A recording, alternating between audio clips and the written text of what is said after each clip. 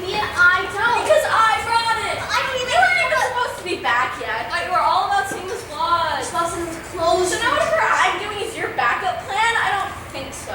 There's nothing else to do.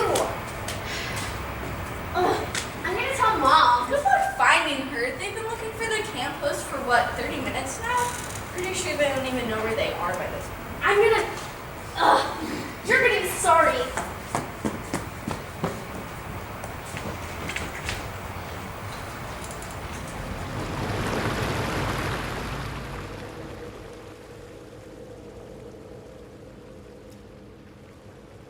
Look yonder on the riverbank. See that pale, stringy stuff hanging there? Moving in the wind like an old man's gray, tangled beard being stroked by long, bony fingers. Folks along the river knows what everybody else calls it. Spanish moss. We called old man's beard, though. Now, the original old man, well, nobody nowadays recollects who he was. That is, they can't call his name, or anyways, they don't. What they do remember about him is that he was mean. Low down mean. Meaner than a snake. Meaner than a bear with a toothache. Meaner than the devil his own self. They do say that after a long life of sinfulness, the old man woke up one night because something was clomping across his front porch. Clomp. Clomp, clomp, like a goat a-walking on its two hind feet. Then the cabin door blowed open like a hurricane wind was a-raging, and in stepped a fearsome man. He glowed with his own dull red light, and he was shaggy and scaly all at once, with horns a-curling out his forehead. He stepped along on feet that was hooves, and he crooked a finger with a long, black, sharp claw on it at the old man, and he said, Come on, old man. I come to fetch you. It's time you went with me. And the old man, he sat up in his bed, a-stroking his beard with his long, bony fingers, and he said, Reckon not. His visitor, he started to grin. Your time's done up, old man. Oh, I'm going to enjoy what we'll do to you. You're meaner than anybody I ever took yet. The old man looked him dead in the eye. I'm meaner than you, even. You say true, old man. You say true. The old man, he stroked his beard with them long, bony fingers. I reckon I'm meaner than anybody who ever lived on the face of this cussed earth. His visitor, he rubbed his hands together and grinned at the old man with sharp, short teeth. You say true, old man. You say true. Well, then you don't need to take me just yet. Look here. If you let me be for another few years, you know I'm just gonna go on a-doing meanness. If that pleasures you, it looks like you'd want me to live a while so you could drag me a little deeper and stew me a little hotter when the time comes. So be it. But you ain't got long, old man. I'll be back to fetch you one of these days. Do me just one favor. Don't come a-sneaking up on me this away next time. Well, you and me, we're just like two brothers. One little meaner than the other, and that's all the difference. So next time you come, treat me like a brother. Send me a sign that I can see so I'll know you're coming. Just promise me you won't take me without I see the sign. His visitor grinned a fearsome grin. Critters from miles around heard that grin somehow. So be it, old man. So be it. Then the visitor was gone, leaving nothing behind but a stink. The old man, he sat up in bed in the dark, a-studying and a-stroking his beard with his long, bony fingers. Early the next morning, the old man, he went out into the woods and found himself a springy sapling. He took out his clasp knife and trimmed the sapling off close to the root and toted it home. He cut it to the right length to be a walking stick, and he used his knife to shave it smooth.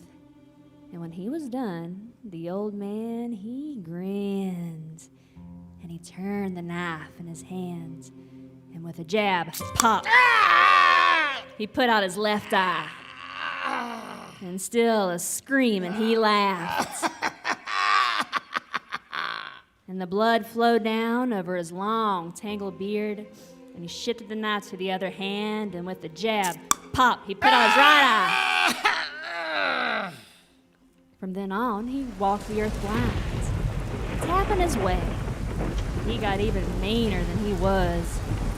3 years passed on by, and then one night there was no moon and no stars, because the face of heaven was hid by boiling black clouds. And at 5 minutes to midnight, the lightning flashed out, and the people that seen that streak of lightning shivered in their shoes, because in crookedy letters it spelled out the old man's name. And it spelled out the words, "Get ready." And come to midnight,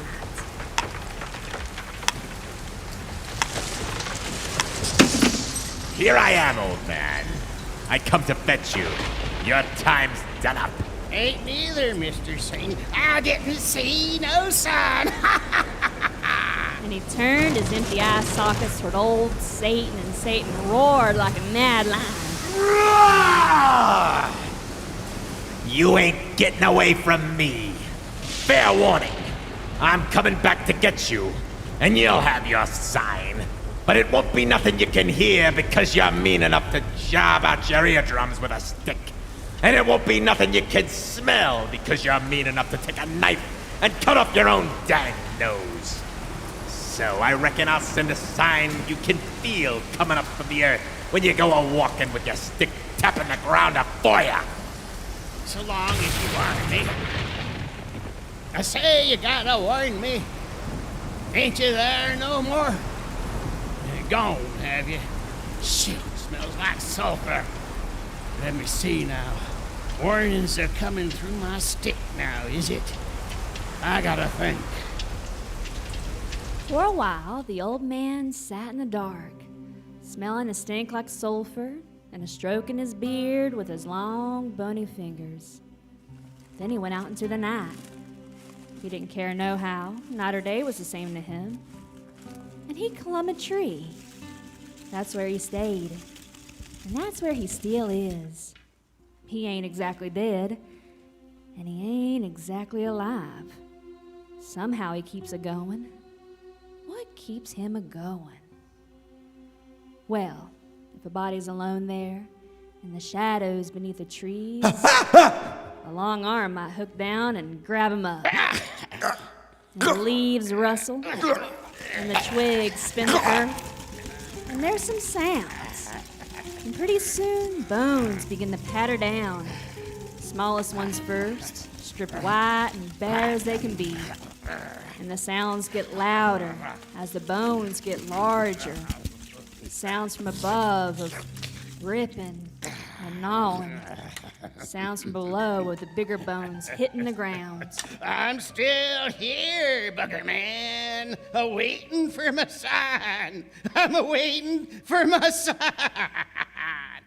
Now don't you go wandering off. Lots has gone in them woods and few's come back.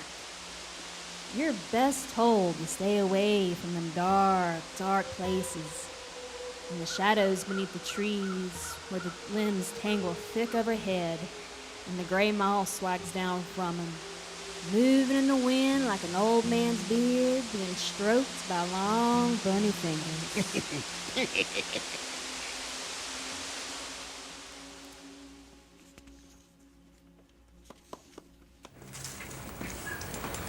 See, I told you she was watching TV. Yes, we heard.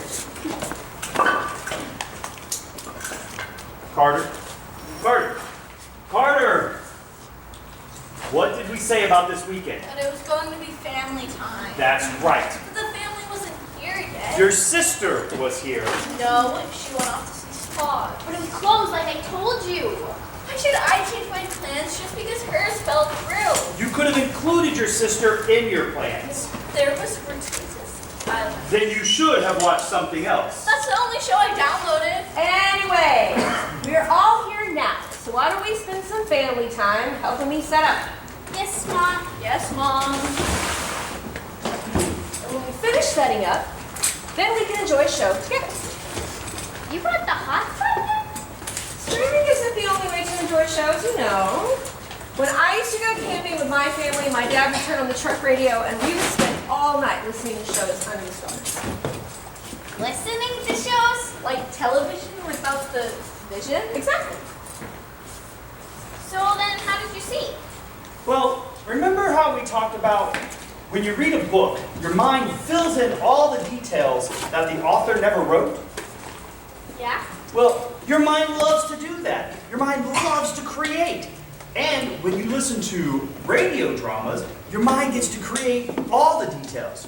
It gets to picture an entire world. But how does it know what to picture? Well, the people who make audio dramas know that you don't have any visual aids, so they put in sound effects and verbal cues so that your mind knows exactly what it should be picturing. And because it's your mind filling in all the details, you get more involved in the story.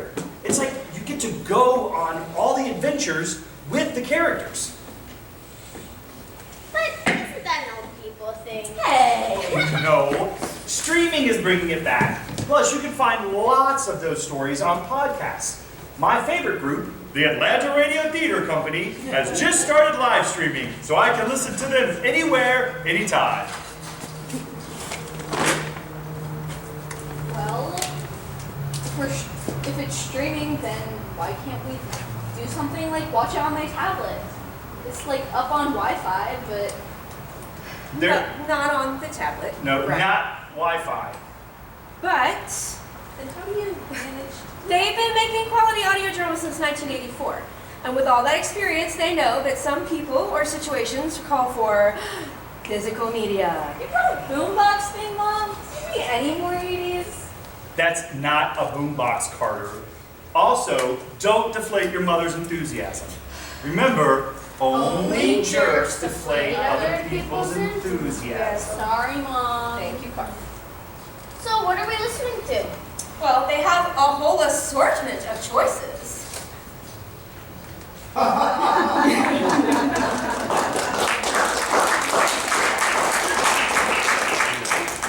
I just brought along some Halloween favorites since it is the season. Oh, what are we starting with? I thought we might start with something uplifting.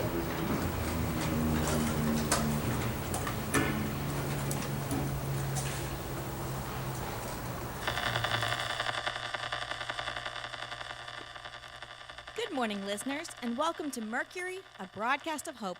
I'm Dr. Rosalind Clark, and I'm here today with Max O'Brien.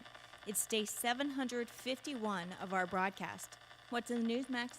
People continue to make preparations for the arrival of Medusa, the massive zombie horde that's still heading our way. It's still a good ways away, which makes me think about all the people who used to refuse to evacuate when a hurricane or other major storm was coming. I'm wondering what the difference is here, because people are really taking this seriously and it's still weeks away. I think you'll find that in situations like this, where a disaster you've lived through before is coming again, that there are two kinds of people. The kind who don't want to go through it again, and the kinds who thought that trying to move or the aftermath was worse than the disaster itself. I'm speaking specifically of people who had trouble getting back into their homes because of blocked roads or similar lack of access. I get that, and I'll concede that I'm paying more attention to the people who are beginning evacuation. But that's mainly because those people are disrupting what little normalcy we have around here. For example, there's a group that wants to go ahead and take down the windmill for the normal power station and put it into some kind of protective storage so that after Medusa passes, we can get it up and running again quickly. That doesn't sound like such a bad idea to me. Yeah, but now? I just think it's premature. Maybe. But I'm not too worried about the infrastructure at all, really. I'm more worried about evacuating all the people and trying to find safe places for everybody until the horde moves past this area. Well, that's definitely important, but I'm worried about the infrastructure too. We're poised to lose a lot of the progress we've made over the last 2 years. The windmill, Mint's Garden, everything the various communities have built, the station. I think the station will be fine. Maybe. But now I'm really wishing we could have built that moat last year. That moat would have lasted about 3 seconds in front of Medusa. Max, at this point, the horde is like an escalator. It doesn't stop, and the zombies in front aren't leading as much as they're being pushed. Their hydrophobia won't mean anything if they get to the edge and then get pushed in. Multiply that times however many zombies are behind them, and then suddenly you have a moat full of zombies and the exact same problem you had before. Yeah, I guess you're right. But I'm still worried about how we're going to rebuild all that stuff we have now. It took us 2 years to get this far. Again, I'm not worried. Technology and infrastructure has a way of building on itself. And we're not going to lose the most important thing. Well, we won't if we're careful. And that's knowledge. True. I know I keep saying we're jumping the gun, but maybe we should start getting books out of the library. I mean, I won't say that's a bad idea, but that's not what I'm talking about either. I'm talking about people. People have ideas. People have innovations. People build things. Books help us remember, and books can give us feelings and emotions and can inspire ideas, but people can do those things too. And people are much more fragile. Oh, that's true. I just feel like it's going to take us forever to rebuild no matter what, assuming Medusa stays on its current course. There was much more advancement from the year 1900 to today than there was in all the years prior to 1900. All it takes is a little key knowledge and a lot of hard work. I mean, think about our own personal experience. It took us 5 months to find out about deer fields, longer for other communities. But once those things happened, we got a lot of what we're so worried about losing. Those people who want to save the windmill, maybe they're being premature, but it'll make things easier in the long run. And that's what people do. They take existing ideas and build on them to make advancements happen faster in the future. I get that. I just wish people weren't spending so much energy on panic.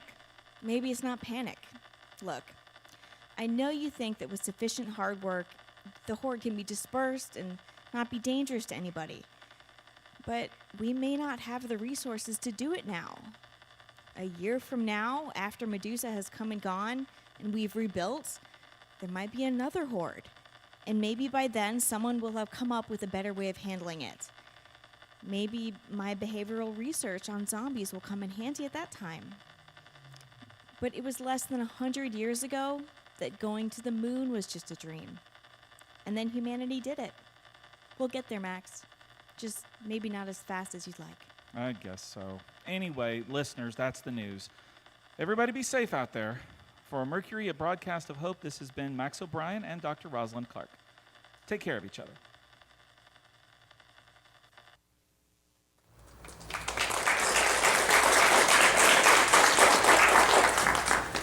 Well, what did you think? I loved it. But it wasn't very Halloween-y. It took place during the zombie apocalypse. Yeah, but it wasn't scary. It doesn't have to be scary, it's inspirational. They put it on every day just to send out 5-minute messages of hope. They've been on the air 751 days, and every day it's something new. Isn't that cool? Yeah. Well, it could have at least been about ghosts. Okay, here. How about... Ooh. Haunter Hunters by Thomas Berry. Does that sound good? Yeah. Yeah.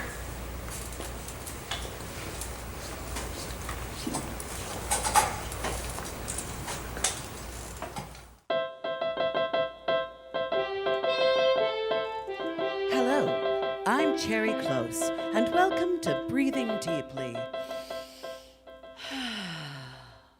My guests tonight are the stars of this season's hit new reality series, Haunter Hunters.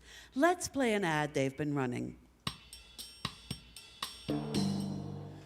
From the creators of When Good Beverages Go Bad and World's Wildest Chipmunk Maulings, the Learning Channel proudly presents the latest in mind-blowingly educational, spleen-splittingly unscripted, heart-attackingly terrifying, eyes-popping out of their socketsly real, bladder-emptyingly horrifying, projectile vomit-inducingly disgusting, paranoid murder, suicide, springingly bizarre, probably stops your hiccupingly, scarily, desperately want to change the channel but can't move your fingers because they're literally paralyzed with fearingly awful and back-crampingly sexy television programming. Join Master Parasensation Normalist Terry Fine and his apprentice Parasensation Normalist Steve as they investigate locations of parasensation normal activity in Haunter Hunters. First of all, I think many of our listeners may be rather skeptical that a parasensation normalist. Right, that. One of those would be born with a name like Terrifying. Well, you got me. My birth name was actually Johann von Spookington, but I legally changed it. People just didn't seem to take me seriously. I see. And would you like me to call you Terrence, or... You could call me Terry, although to most people I'm Mr. Fying. Yes, you are. And Steve, why is it that I never hear your last name? Oh, I had a last name once, but Terry thinks it's simpler to have all of his apprentices identifiable by one word. So now I am Steve. That seems rather harsh. I'm lucky I got to keep my first name. Most of Terry's apprentices are assigned a random number or a Greek letter or an unpronounceable Chinese character. I get grief all the time from Xing Shen. He's one of your fellow apprentices? No, he's the guy that delivers my Chinese food. He makes fun of me because my name is Steve. Little kids can be so cruel. So, Terry, why did you decide to make a reality show about your life as a thingammy? Mostly the prospect of getting to pick its name. We spent like 10 hours bouncing ideas off of each other. How did that work? Well, you just write your idea for a name on a Super Ball and chuck it as hard as you can. I've still got a black eye from Ghost Getters. You got me pretty good yourself with Phantom Finders. You know, both with the PH. We agreed we'd go with the first idea to somehow lodge itself in a bodily orifice. So that's how we got Haunter Hunters. It wasn't pretty, but the creative process rarely is. And so, with name in hand, you pitched your show to all the major networks. I guess we did. Unfortunately, all the major networks have something called standards and practices. So then we went to Fox, and they liked the concept, but when they found out that our representation of ourselves as bikini-clad teenage girls was a lie. Well, half a lie. Right. Half lie. Anyway, they didn't appreciate our elaborate ruse and kicked us out. So then we had to scrape the bottom of the barrel. WB, UPN, Telemundo. And then we had to pick up the barrel and look underneath it. Comedy Central, Fox Reality, Game Show Network. And then we had to get on our hands and knees and claw through the mud underneath the barrel. Turner Classic Movies, Stars, C-SPAN. And then we had to buy expensive mining equipment to excavate thousands of feet into the hard, unforgiving earth beneath the barrel. A&E, Lifetime, Oxygen. And then, hundreds of thousands of feet beneath the barrel, we reached the fiery pit of Hades itself. The Learning Channel picked us up on the spot. Super! Let's hear a clip from the show.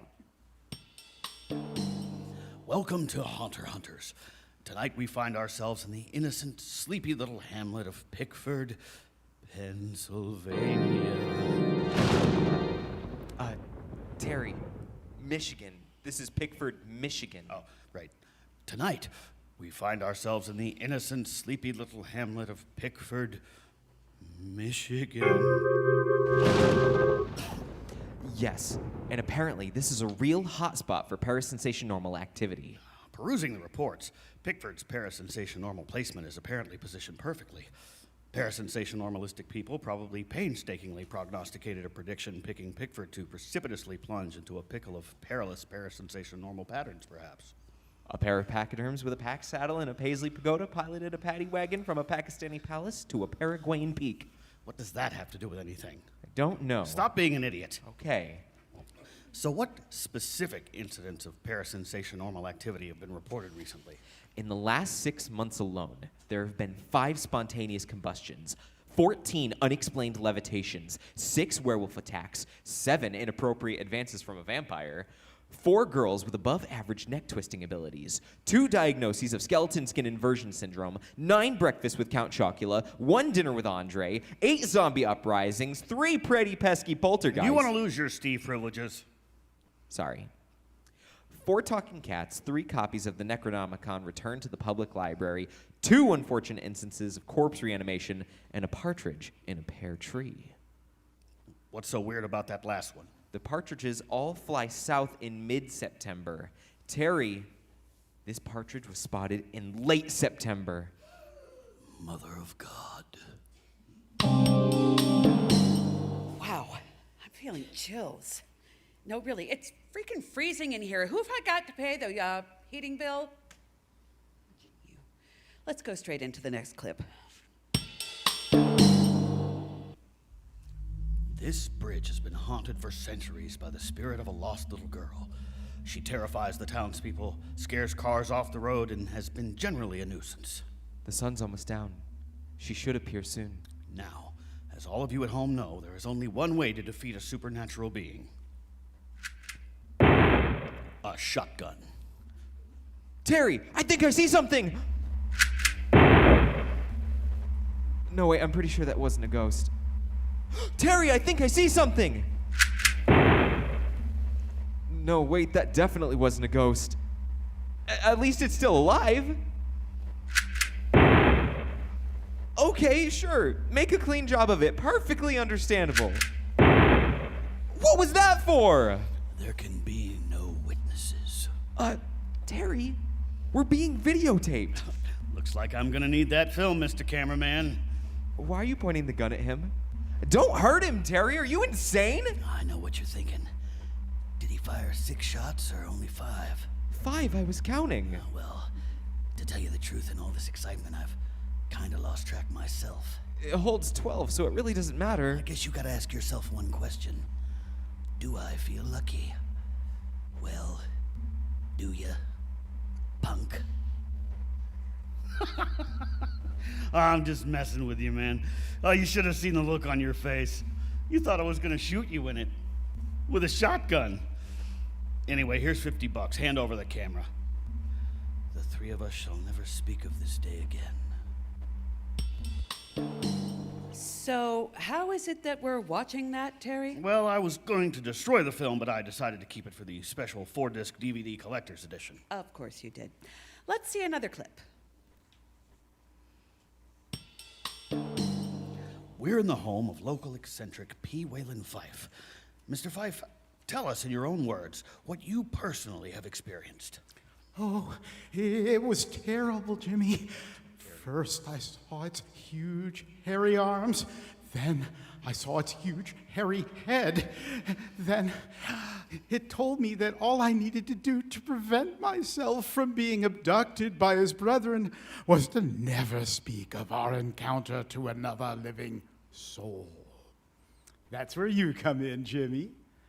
I'm afraid that after what I've told you, I can't let you ever walk out of that door again. You're going to have to go out the back door so the Sasquatchans will never be the wiser. Promise me, Jimmy. Promise me you won't sell me out to the Sasquatchans, okay?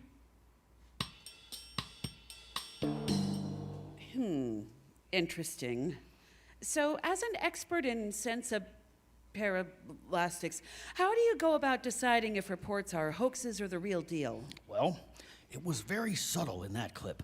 But did you notice that this particular gentleman was completely insane? I did pick up on that, yes. See, all we could do is use general rules of thumb. If a guy tries to put his thumb in the following places, he's probably insane. 1, your eye. 2, your drink. 3, your belly button. And 4, Why don't right we up... go to another clip?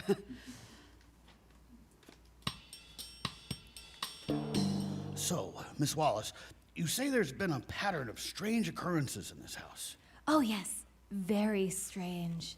Sometimes light bulbs will just make a little popping noise and stop working.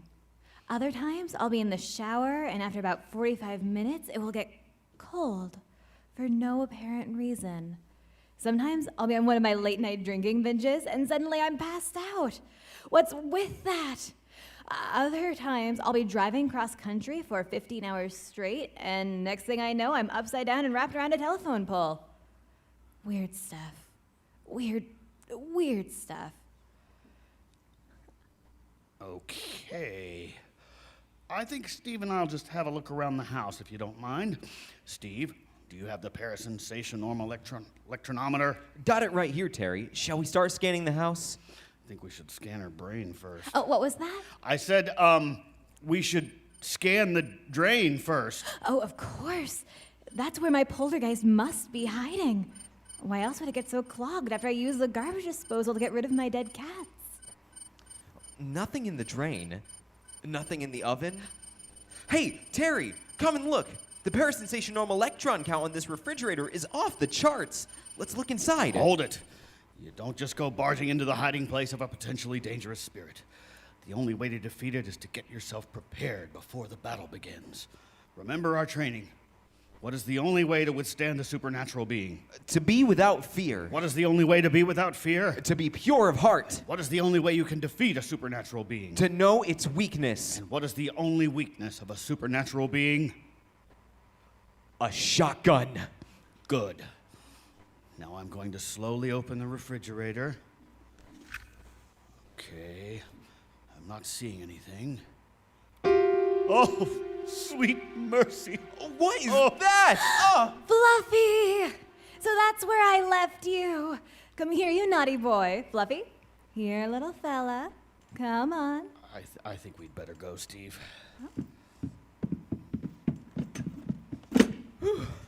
But, Terry, how could that thing have been giving off such a huge parasensation norm electron count? Steve, that refrigerator contained more evil than we humans will ever fully comprehend. I did take a couple of Dove bars, though. You want one? I know that'll go right to my thighs, but I feel like being bad today.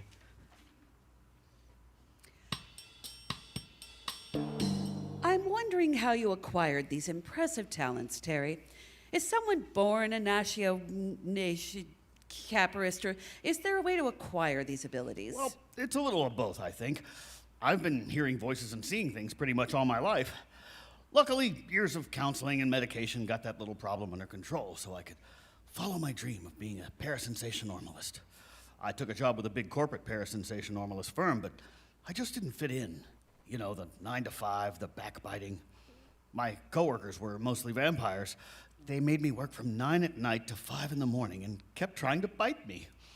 So I decided to go freelance, and that's where I really honed my skills. There's just no substitute for learning out on the streets. Oh, I know, all right.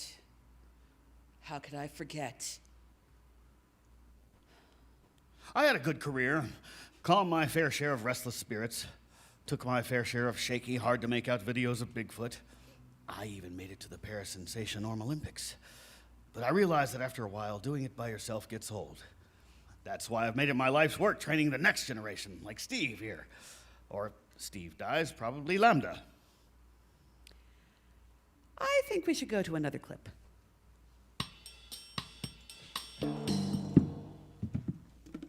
We've managed to sneak into one of the most mysterious buildings in Bickford. Hey. This was once the home of a mysterious woman known to the locals as Old Lady Jenkins. Who are you? What are you doing here? Jenkins passed away decades ago from old age. Extremely old age. I'm right here. This ancient, dilapidated mansion has lain dormant ever since, falling into dusty ruin. Oh, I have a cleaning lady. Although some say late at night, they can vaguely make out her voice calling out to anyone who will listen. I'm right here, she says. I have a cleaning lady. It's so tragic. A spirit so agitated. Get out of my house right now. I think I can hear it, Terry. I think I can hear it. You're becoming more sensitive to your surroundings, my young apprentice. Now we're going to slowly back away, start the car, and drive off. But what about all of her old jewelry and cash you said we needed to collect for tests? Well, I didn't expect her spirit would be this home. We're going to have to come back later when the spirit is more asleep. Well, sadly, that's all we have time for tonight. Terry Fying and Steve have been my guests. Thank you both for being here, and I have one final twist for the both of you. What's that? You've both been dead the whole time. I'm actually the one who sees dead people. Really? No. Oh. Be sure to tune in next week when my guests will be some of the more infamous beverages from When Good Beverages Go Bad. Good night.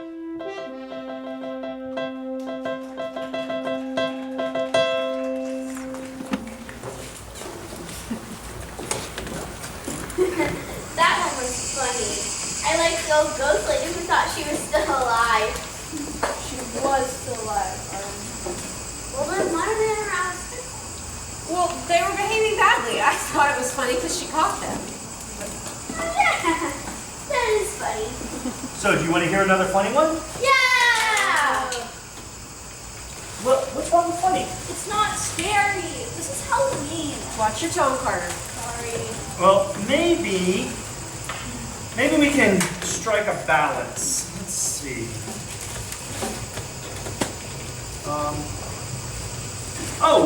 Are alien abductions scary? They can be. Let's try Unresolved Mysteries UFO Abductions by Ronan Butler. And if you don't like that, you can pick the next one. Okay? Okay.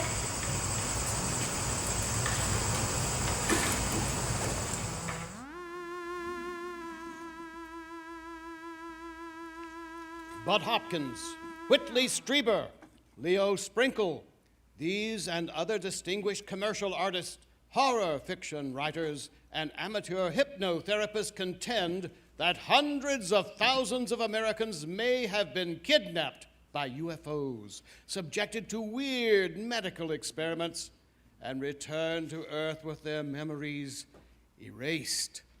What is really going on? Unresolved Mysteries will find out the truth about UFO abductions tonight.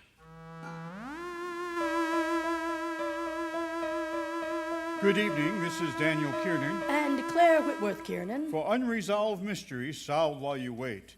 Tonight, we're in a field outside of Olathe, Kansas, waiting to be kidnapped by a UFO. And how, you may ask, do we know we'll be kidnapped by a UFO? Simple. For the past 2 weeks, our Unresolved Mysteries team has been systematically destroying every camera, camcorder, and radar transmitter within a radius of 100 miles. And for anyone with a cell phone, your service provider is now Straight Talk. To cap it off, 45 minutes ago, we faked a spill of nerve gas on I-70 outside of Lawrence, 25 miles upwind of our location. So 95% of the inhabitants of eastern Kansas are cowering in their storm cellars, breathing through wet towels. What it all adds up to? What it all adds up to is that there is just about no possibility of any photos, video, radar traces, or eyewitness testimony to corroborate our story if we are abducted. Perfect conditions for the appearance of UFOs. So all we have to do is wait and... Look! What's that? It's a bird. It's a plane! It's a brilliant light in the sky. Coming closer, closer, closer. Now I can see that's a huge glowing sphere still closer. Now it's hovering right over us. Two to beam up, Scotty.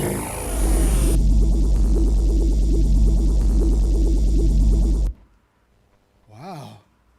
So this is what the inside of an alien spaceship looks like. How would you describe it, Claire? Not unlike being inside a pearlescent lava lamp. Kinda tacky, really. Well, not everything looks like a lava lamp. No, I used to have some plastic chairs like those over there. Sold them at a garage sale for $5. They were so fiberglass. Ugh.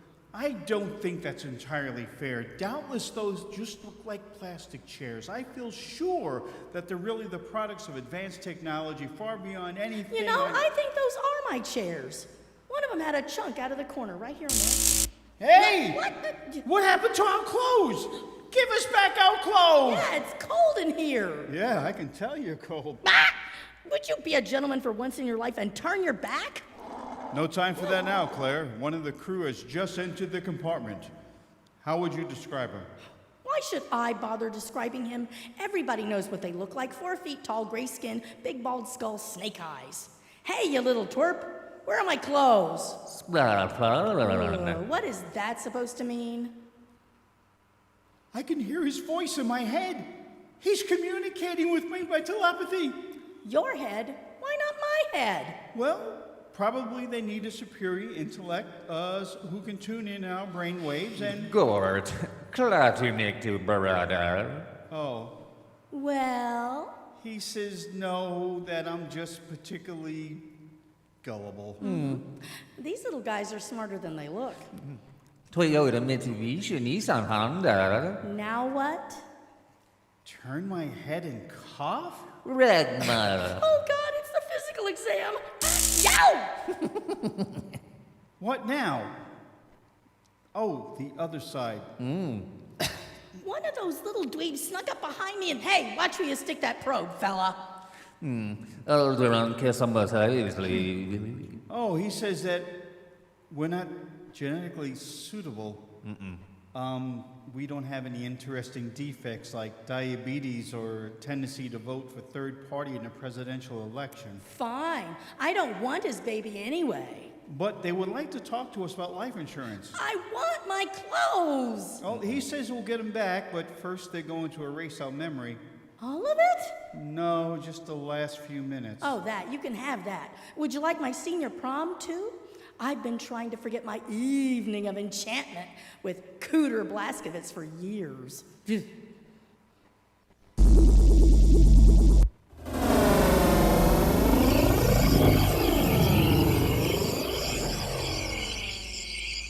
Well, by my watch, we've been standing here for most of an hour and no UFOs yet.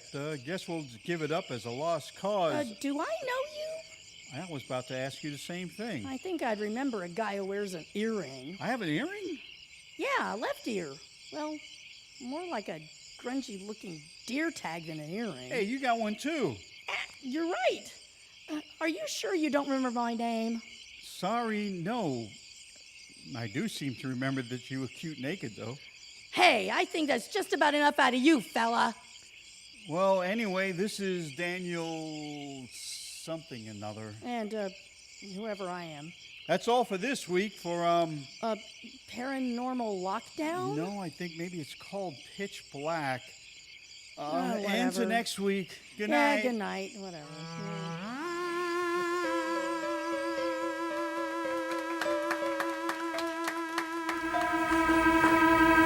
My turn to pick. No, it's not. You only got to pick. You didn't like it, and I saw you smiling. Maybe I was smiling because I knew it was my turn to pick next. Fine. That's not nice, Arlen. Carter, did you enjoy it? I liked parts of it, but it wasn't scary enough for me to have enjoyed it as a Halloween story. Arwen, I think she's telling the truth. I never got to pick one. Oh, that's okay. You can pick the next one. I think this might need to be our last story for tonight.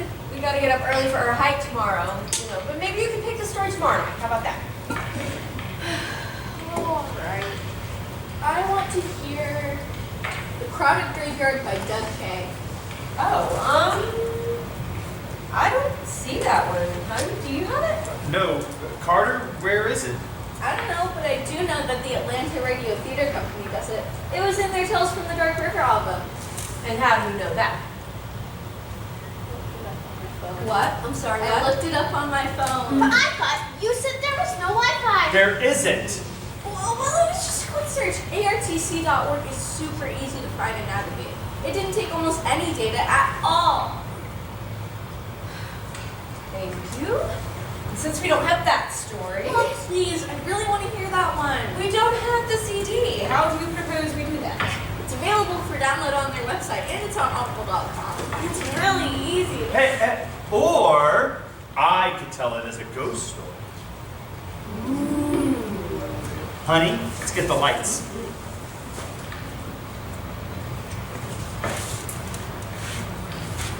Do you two remember your Aunt Sam?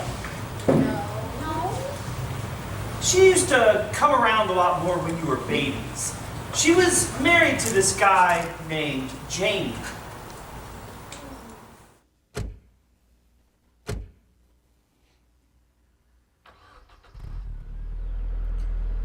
You're sure this is what you want to do? Yes. I'm just saying, it's a beautiful day out. We could just as easily head on over to the riverbank. Well, the graveyard is on the riverbank. Oh, which river? The Dark River. Sounds like a blast. So, what's so special about this cemetery? Well, they're all special. But this one is calling me today. the spirits are calling you now. Just how did they get your number? Very funny. Look, I know you don't believe it, but I am psychically attuned to the spirits. Stop it, you. Okay, you're psychically attuned. But other than your call, is there anything special? Well, It dates back to the 1820s, but most of the older graves are from the Civil War. Both sides. May have even been a battle site.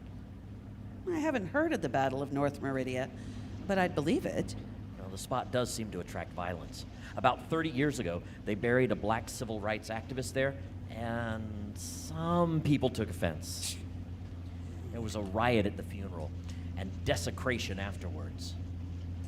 I wonder if they relocated him, or if he's still there. Oh, watch out, you'll miss the exit. I've got it, babe. Well, a body might know if you remembered the exit or not if you gave some sort of sign, or maybe a gesture. Oh, a light of some kind. So, is anyone famous buried there? More like infamous. Oh? Well, have you heard about the big local murder case from the 1920s? Is that the one with the little girl, where the big fella took her out to the woods? Yeah, that's the one. It wasn't just the woods. It was this graveyard. He's buried in the same graveyard where he killed her? Well, they don't actually know if he's the one who did it at all. What? Before the jury could hand in their sentence, a mob grabbed him and lynched him. Oh, a nasty job they made of it, too. Do I want to know? Well, let me put it this way. They used more than one tree to hang him from. That is a nasty job. But if he did everything that they said he did... Yeah, but that's just the thing.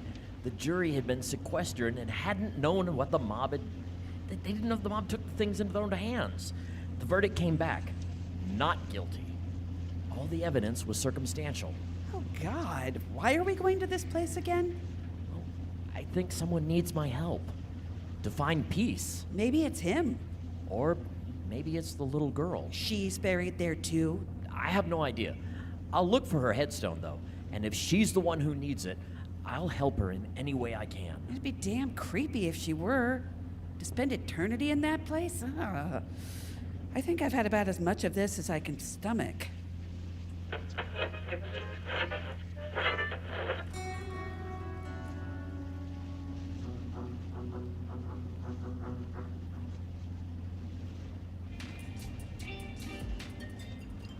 This is it. Oh, about time, too.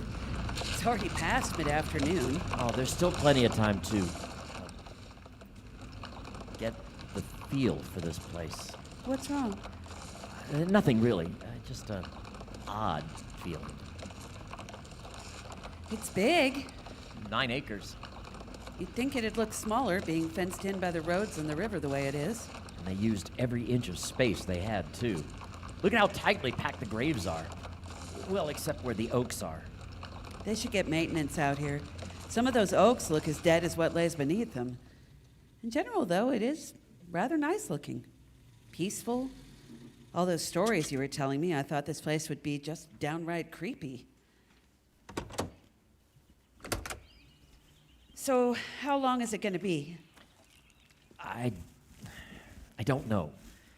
I'm getting weird vibes from this place.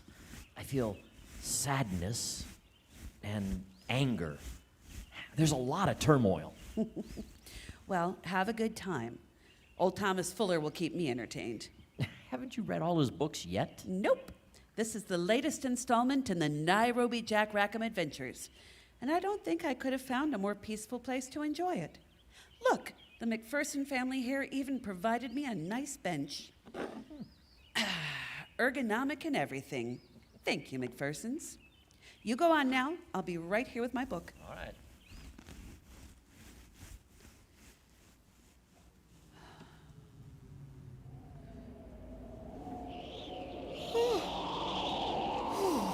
Light's getting low. Honey, it's getting late.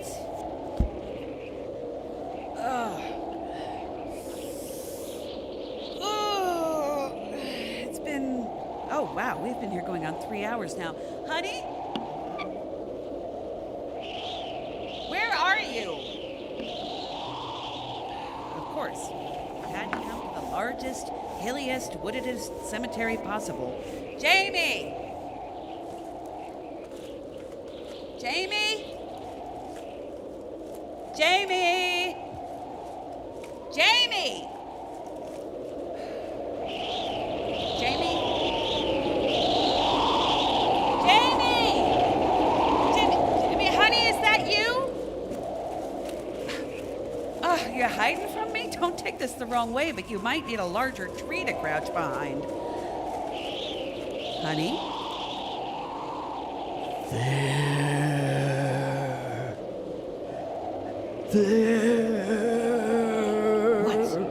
What's there? He's mad. Who? Doesn't matter. He's real mad. At you? At him. The cross? There's no one near it. Wait, what is that? Is it mist? It moved. What's that? What's in the tree? Why is it all blurry?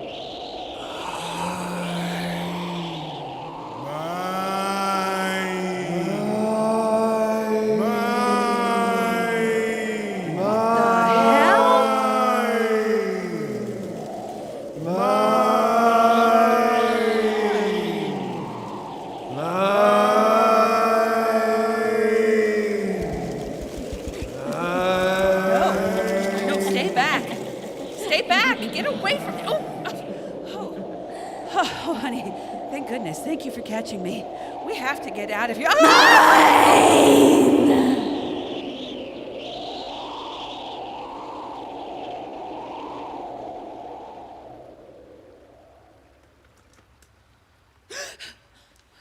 Honey? Oh, honey. What are you doing?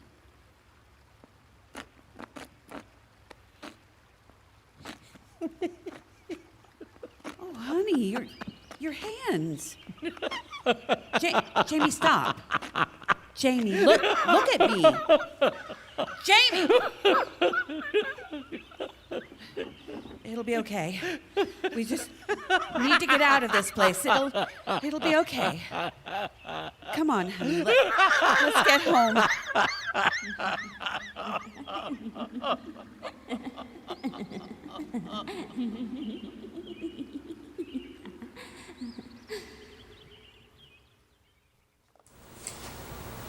And so, the little girl was buried in the cemetery.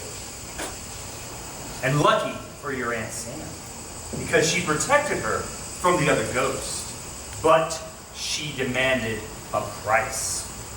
Uncle Jamie was never the same again. He just couldn't stop giggling. After a while, Uncle Jamie and Aunt Sam, they separated. They never talked about it, but they never got over that night.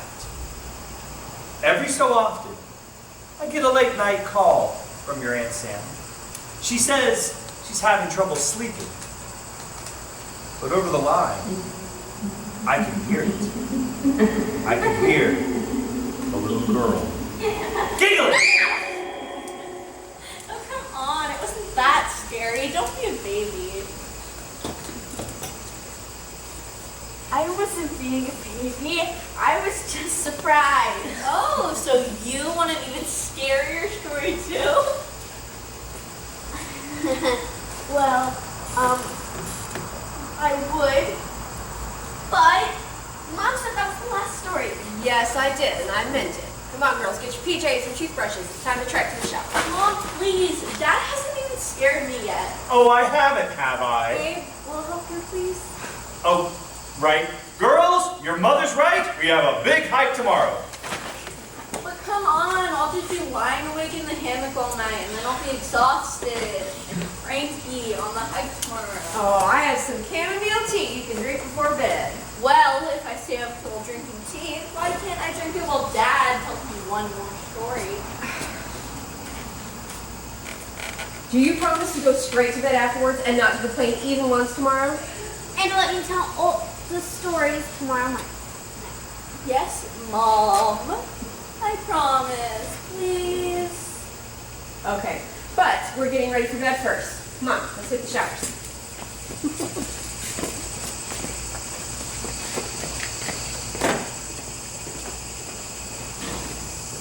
And now, ladies and gentlemen, we will have a 10-minute intermission. Bathrooms are down the hall, snacks are in the back for $1 each, and sales. Please peruse them. It's right outside the door. We'll see you in 10.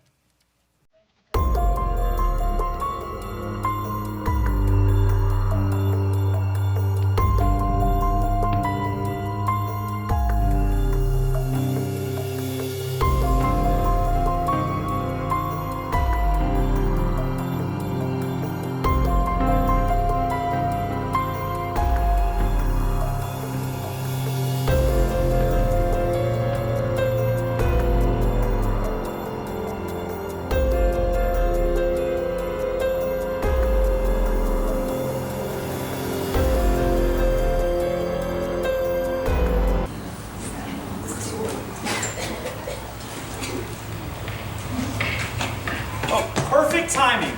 The tea just finished brewing. Aren't you forgetting something?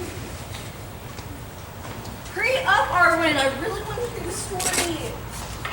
Mom, I don't want to hear a scary story. Carter, I'm really tired, and I'd like for Arwen to come keep me company in the tent when I fall asleep. That's okay with you? But then she'll miss it, and it has to be really scary this time. Oh, it's okay. I want to keep Mom company. You're still going to tell me the story, right, Dad? I don't know. This story might be too scary for you. No, it's not. Are you sure nothing else has scared you so far? Yeah.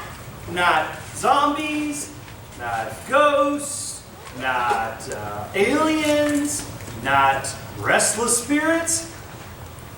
Okay, well, you are in luck. Because I know the scariest thing in the whole wide world. What is it? It all started February the 1st. On February the 1st, 1887, the Lady Vane was lost by collision with a derelict when about the latitude 1 degree south and longitude 107 degrees west. What is the law? What is On January the 5th, 1888, one Edward Prendick, a private gentleman who had been on board the Lady Vane at Callao and who had been considered drowned, was picked up in latitude 5 degrees south and longitude 101 degrees west in a small open boat, of which the name was illegible.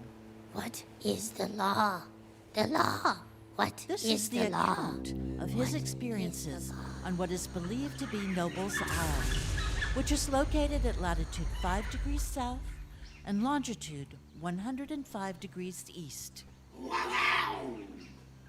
What is the law? Which he insisted upon referring to as the island of Dr. Moreau. What is the law? What is the law? What is the law? What is the law? What is the law? What is the law? What is the law? What is the law? What is the law, Mr. Prendick? What is the law? Law. No! Steady, old man. Steady. What? How? It's all right. Trust me. You had a rough go. Picked you up in a small boat, starving. Name of the boat was Lady Vane. Were there any others? No, just you and several bloodstains on the gunnel. It was night. We ran into a derelict of some kind. Sank like a rock, sank like a damn... Here, have some of this. Ugh. Oh, it tastes like blood. Yes, it does, doesn't it? Stop your coughing, though. What? You're in luck, you know. Getting picked up by a ship with a medical man on board. That's me. Name's Montgomery. Prendick. Edward Prendick. What ship is this?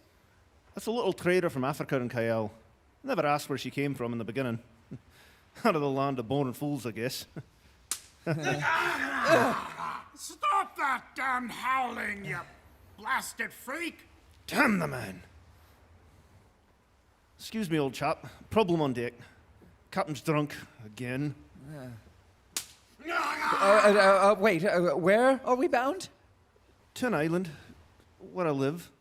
Oh. So far as I know, it hasn't got a name. Excuse me.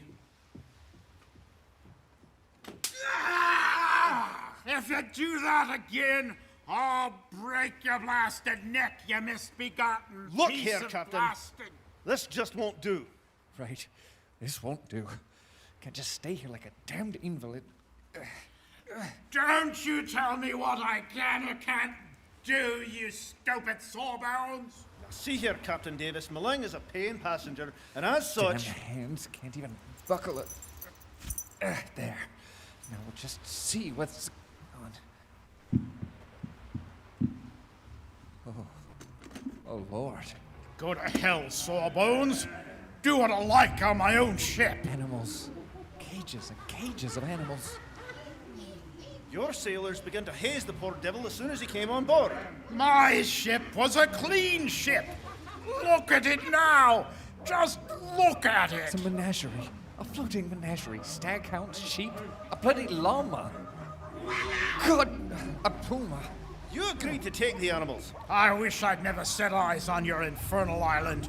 What kind of devil wants beasts for an island like that? Hit me! With his fist, hit me! And that man of yours, damn ugly brute. If he comes to this end of the ship again, I'll cut his insides out, I tell you. Cut out his blasted insides. I tell you, I'm the captain of this ship. Captain and owner. I'm the law here. The law and the prophets. You agreed to... I agreed to take a man and his attendant to and from Africa and bring back some animals. I never agreed to take a mad devil and a silly sawbones and a pack of smelly, screaming, howling... Land ho! Land ho! What? Believe we have reached our destination, Captain Davis. Perhaps you'd care to continue this discussion with our mutual employer? I'm certain he'd be most interested in your sentiments. Damn you. Damn you. Get those crates hooked up. Move, you blasted mother's sons. Get them cranes ready. I want those blasted animals over the side, you hear me? Over the blasted side! What kind of a seagoing madhouse is this? Hit me! With his fist, hit me! He does not know the law! He does not matter. He's nothing. The master comes. Go and prepare for him. I go and prepare. Your man is there something wrong with him? What, Maling? He's a good one. Does what he's told. Nothing personal, old man, but he looks like he was in an accident and put back together blindfolded. Boat coming starboard! Boat coming starboard! Prendick, you strike me as an educated man. Man of the world. Oh. You're sharp, but a really sharp man keeps things to himself. Never knows who might be listening.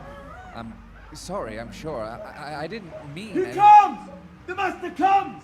It is the law! It is the law! Overboard with him! Overboard with him! We'll have a clean ship, soon as the whole boiling lot of them! Look here, Montgomery. Hello? Where did he go? This whole ship is a floating insane asylum. Into the boats with them, lads! Dump the blasted beasts into the blasted boats! The hell with you, sawbones! The hell with you and our mutual employer! I'm captain here, by God! I'm captain and owner! Excuse me, Captain Davis? Who? I'm looking for Mr. Montgomery. I owe him and you a debt of gratitude. My name is Prendick. Prendick be damned! Shut up! That's your name, Mr. Shut Up! I beg your pardon? Cargo away, Captain! Cargo away! You want Mr. Second-Rate Sawbones Montgomery? Well, he's out there with his blasted brutes and his blasted beast and that blasted white-haired devil he works for. He's overboard, Mr. Shut Up, and that's where you're going. Grab him, lads. Here, what do you think you're doing? Right, Captain. Over the side with him. Get his legs, blast it, his legs! Get rid of the whole bloody lot. Let the doctor take care of him. Overboard, I say. Mr. Blasted, shut up. And overboard I mean, and sharp. We're cleaning the ship out.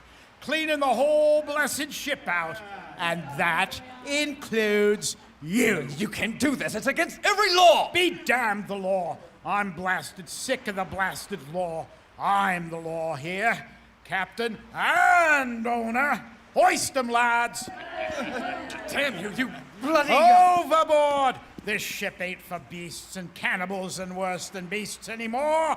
Overboard you go, Mr. Shut Up. 1! For the love of God, Davis! 2! Heave him! 3! Best start swimming, Mr. Shut Up. Sharks ain't too picky about what they eat. Damn you, Davis! You're no more a man than that blasted puma! Filthy hound! You hear me? You're a hound, Davis! Filthy bloody hound! Oh, Lord. Back in the water again. Not even a dinghy this time. Going to have to swim for it, that's all there is to it. Filthy hound! All right, make the best of it. It's the island, Montgomery, and his launches. Not that far at all. Right, here goes. Just keep swimming, old man. That's the ticket. Just keep swimming. You can do it. Good. Clothes weigh a ton. Have to keep going. We have to go back. Weaker than He is none of our concern. Have to keep swimming. You can't just let him drown. You're a sentimental fool, Montgomery. On your head be it. Right, on my head be it. Row, lads, row. Hang on, Prendick. Put your backs into it. Row, row. Rest just for a moment. Just a little rest. Keep going after that. Prendick, don't flag out me now, old man. Prendick. Just a little. No, you don't. Come on, go to the side. You can do it.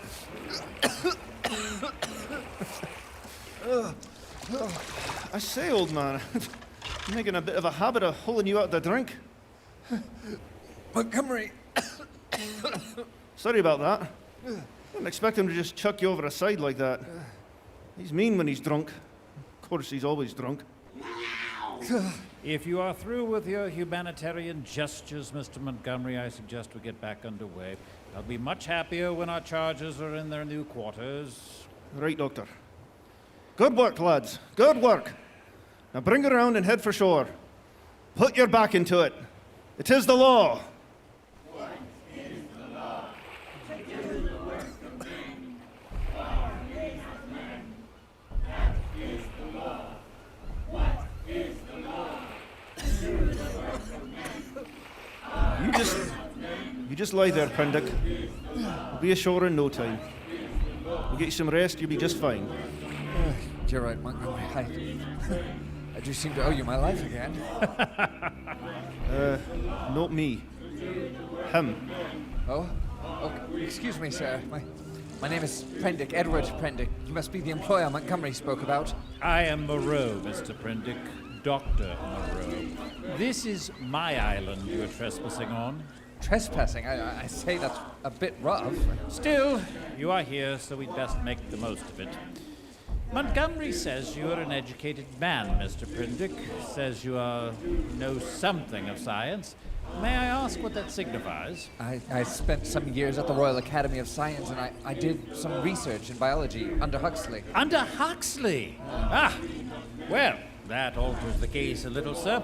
As it happens, we are biologists here. This is a biological station of a sort.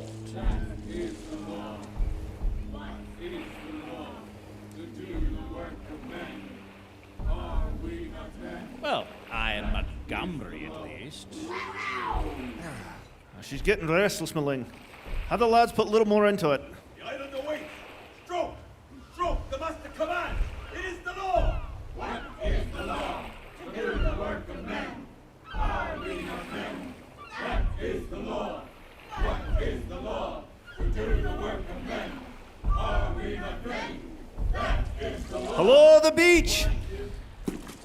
Please see to the cargo, Montgomery. I will go on ahead and see that everything is ready. Perhaps Mr. Prendick can be of some assistance to you. Oh, I will be glad to do whatever I can during my stay. Good. Since your stay is likely to be a long one, we are off the track to anywhere. We see a ship once in a 12-month or so. I'll see you at the enclosure, Montgomery. I say, Montgomery, your Dr. Moreau is a rather forceful chap, isn't he? Don't know the half of it, laddie.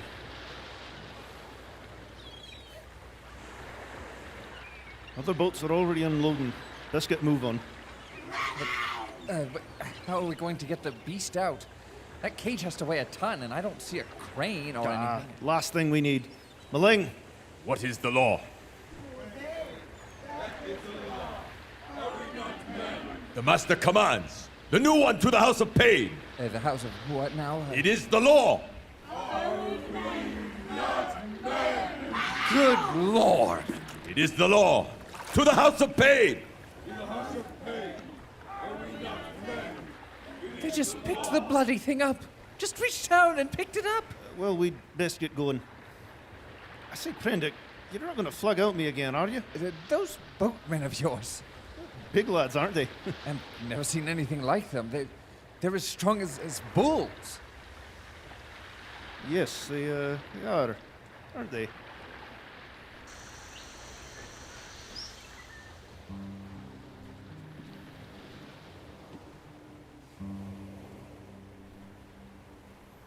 Some kind of old colonial outpost. Portuguese, we think.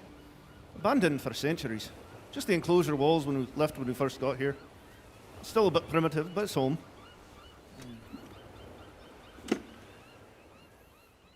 Here we go. Not much to look at, but the roof's good and thatched, and the door's a stout one. Hammock, table, chair, usual stuff. I'll try and rustle up some clothes. Thanks. As ordered. Food, my masters. Assume you're hungry, old chap. Oh, famished. Oh, tea, proper tea. Oh, fresh bread, jam. Make it ourselves. Lots of fruit here. Boiled squash, carrots, beans, corn. What? No beefsteak? No! No, it is the law not to eat flesh or fish. What? Oh, Lord. That is the law. Not to chase other men. Are we not men? That is the law. The master commands. That is the law. That is the law. Steady, Maling, steady. That's a good chap. Prendick didn't mean it. He's new. New? That's it, new. Like all the new ones. Now, you just go along and assist the master. It's a great honor to assist the master. 'Tis the law. Yes. Yes, it is the law. It is the law. Are we not men? I say, Montgomery, what did I do to offend It's my fault, old man. Should have told you. No meat eating among the men. Oh. I have a religious taboo against it. Makes them all upset if you mention it, so don't. I won't. Still, there is something strange about your man. Strange? Well, for one thing, he has pointed ears. Pointed ears? Little points on them and a fine black fur at the edges. I was under the impression that his hair covered his ears. I saw them as he stooped to set the tray down, and his eyes glow in the dark. It's damn good Tucker, this. You know, I always thought there was something the matter with his ears, the way he kept them covered up. What did you say they were like? Pointed, rather small and furry, distinctly furry. I'm sorry, Montgomery, but on the whole, he's one of the strangest beings I've ever set eyes on. Wherever did you pick him up? God. San Francisco. He's an ugly brute, I admit. Half-witted, you know. Can't remember where he came from, but I'm used to him. We both are. How does he strike you? He's unnatural. There's something about him. Don't think me fanciful, but he gives me a nasty sensation, a tightening of my muscles whenever he comes near. It's a touch of the diabolical, in fact. Rum. I can't see it. Had no idea of it. crew of the ship must have felt the same. We had a dead set of the poor devil the minute we got on board.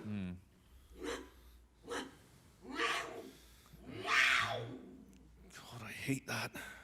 In fact, it seems to me as if everyone on this island, except for you and me and Dr. Moreau, are in fact, well... Are what? Well, deformed in some grotesque way or other. Is that what Moreau's work is? Working with deformities? Deformities? Yeah. Yes, I guess you could say that. Working with deformities. Oh, that's rich. That's really... Master sends for the other. Says the time is right. The great work begins. The Master sends. It is the law. Right. On my way. Listen, Prendick, old man. You're pretty ragged out. Finish up the Tucker, get yourself some serious sleep. I'll have a good chin in the morning. Give you the lay of the land, so to speak. Certainly, Montgomery. That would be it. The Master sends. It is the It's law. the law, yes, I know. It's the blessed bloody law. Lord, what kind of an asylum have I fallen into? Still, he's right. Just about done in all around. That sounds real good to me. Yes. That sounds real good.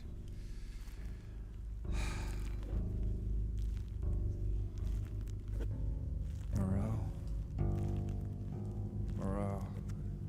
What?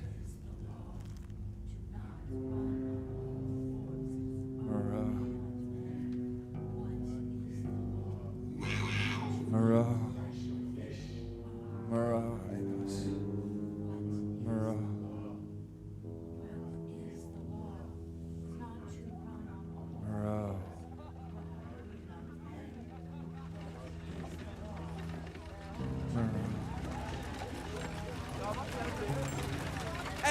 Extra! Read all about it, ladies and gents. Read all about the Moreau horrors. Read all about the Red Death House of Gower Street. Famous doctor condemned by Royal Academy.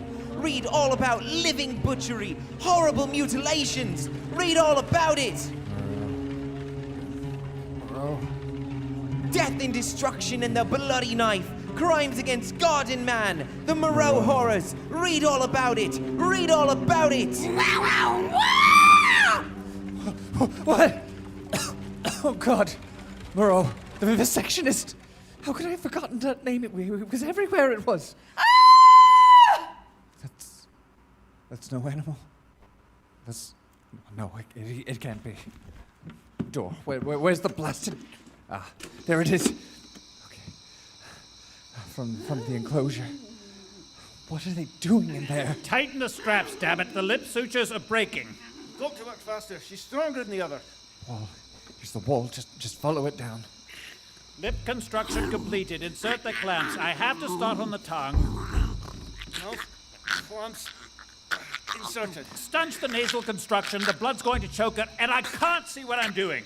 Maling, bandage. This must be it. Have to know. Oh, God. What are they doing? Maling! The law. That's better. Much better. Oh, God. Now grasp, hold, and slice! Yes! What are you doing? Prendick! What in God's name are you doing? Oh, sweet Jesus. Get that idiot out of here. He'll ruin everything. That poor woman! Prendick, get out! You don't understand. You monsters! You bloody inhuman monsters! Helen blast Montgomery to me. Belling, remove him now. It is the law. It is the law. Are we not men? It is the law. No, you don't, you bloody brute! No, you don't! Struck me, he did. With his fist struck. Prendick! You bloody monsters! Prendick, don't be an ass, man! Oh, forget that fool. The straps, Montgomery, the damn straps. The bastard's ruining everything.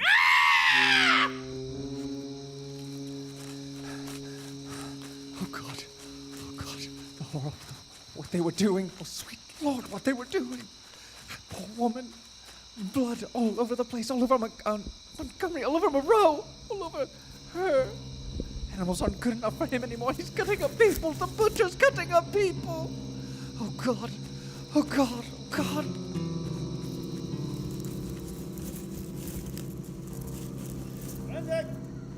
Prendick! Come on, old man. We know you're out there. It can all be explained. Don't be a bloody ass, Prendick. Prendick!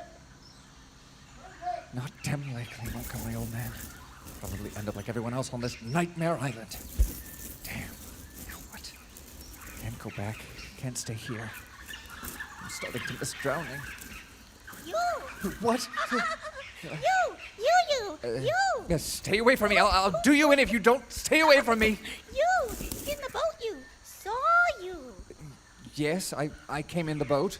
From the ship. Yes, from the boat, from the sea! Hand good! Good hand! My hand? What about my hand? 5! 5 good, like mine, see? 1, 2, 3, 4, 5, eh? What is the law? 5 fingers are good! Are we not men? Well, yes, I guess we are. Look, do you know where I can get something to eat? Eat? Eat man's food now, at the huts! But where are the huts? Oh! I'm new, you know. Oh, no! From the sea! From the house of pain! Come, come! To the huts! To the sayer of the law! Come, come!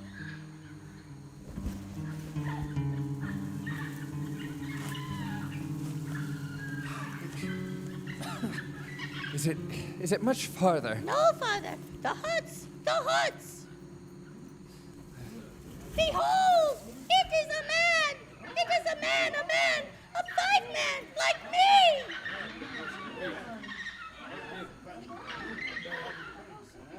Silence!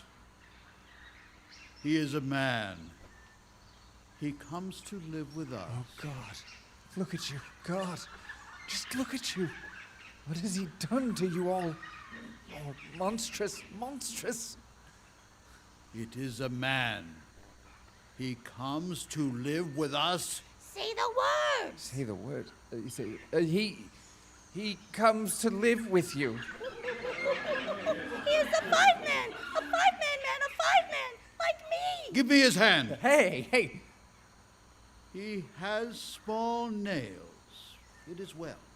Here, eat roots and herbs. For you, eat. It is his will. His will. Yeah. I am the sayer of the law. Here come all that be new to learn the law. I sit in the darkness and say the law. Even so. Evil are the punishments of those who break the law. None escape. None escape. See, I did a little thing, a wrong thing once. I jabbered. Stop talking. None could understand. I am burnt, branded in the hand. He is great. He is good. None escape. None escape. For everyone the want, that is bad. What you will want, we do not know. We shall know. Someone to follow things that move, to watch and slink and wait and spring, to kill and bite deep and rich, sucking the blood. It is bad. He is a man. He must learn the law. The law. He must learn the law. It is good. The law. The law. Say the words. What is the law? What is the law? Not to go on all fours. That is the law. Are we not men? Not to go on all fours. That is the law. Are we not men? What is the law? Not to suck up drink. That is the law. Are we not men? What is the law? Not to suck up drink. That is the law. Are we not men? What is the law? Not to eat flesh or fish. That is the law. Are we not men? What is the law? Not to eat flesh or fish. That is the law. Are we not men? What is the law? Not to claw bark of trees. That is the law. Are we not men? What is the law? Not to claw bark of trees. That is the law. Are we not men? What is the law? Not to chase other men. That is the law. Are we not men? What is the law? Not to chase other men. That is the law. Are we not men? What is his? His is the house of pain. What is his? His is the hand that makes. What is his? His is the hand that wounds. His is the hand that heals. His is the hand that heals. What is his? His is the lightning flash. His is the deep salt sea. What is his? His are the stars of the sky. His are the trees of the woods. What are we? We are his. What are we? We are his. What are we? We are his.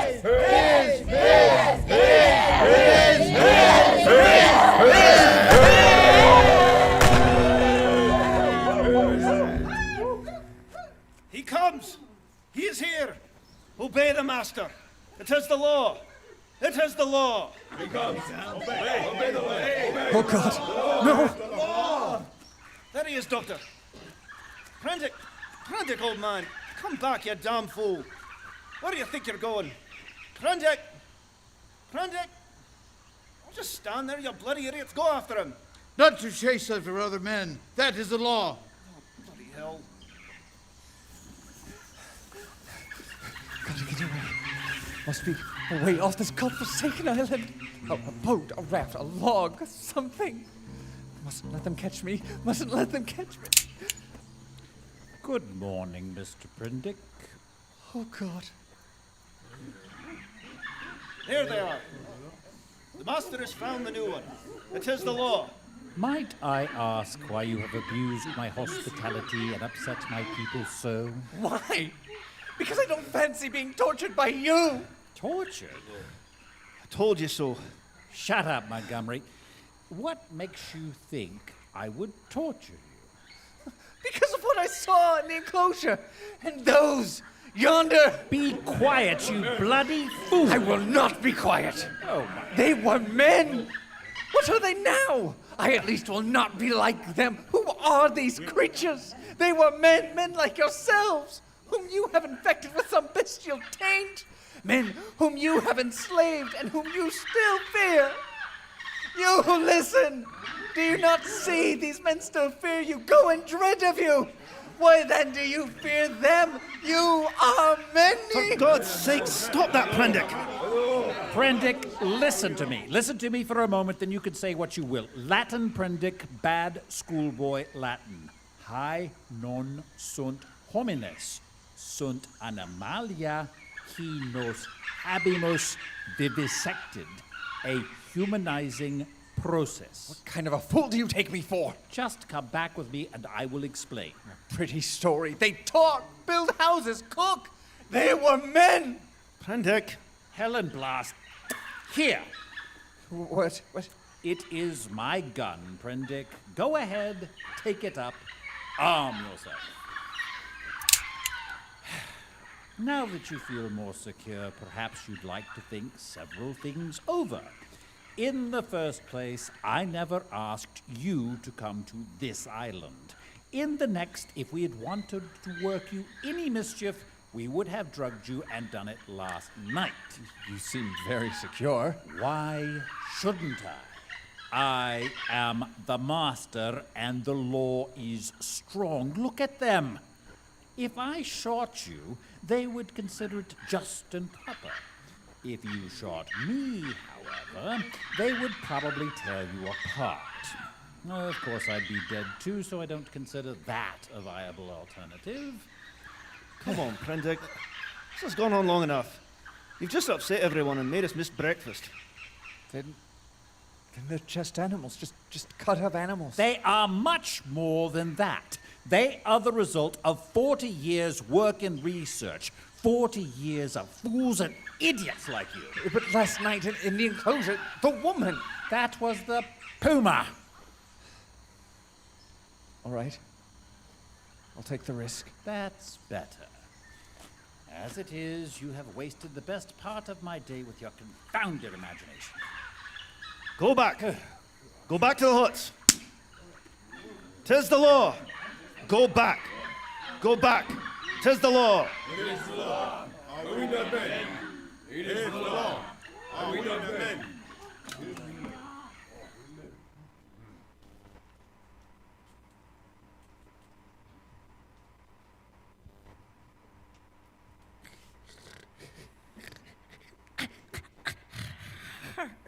Lord. Then you admit that this vivisected human being, as you called it, is, after all, only the puma. It is the puma. Yes. Still alive, but so cut up and mutilated as I pray I may never see living flesh again. All of the vile... Never mind that. Montgomery, please see to her. The cranial sutures seem to be holding. I want to start on the new leg and arm articulations as soon as she's strong enough. I will now waste valuable time explaining myself to our guest. Right, Doctor. This way, Mr. Prendick.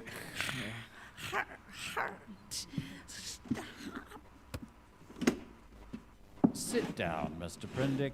I, at least, intend to be comfortable during this. You're creating men out of animals. Very good, Mr. Prendick. Actually, I'm puzzled why the things I've done here have not been done before. Small efforts have been made, amputations, tongue cutting, excisions.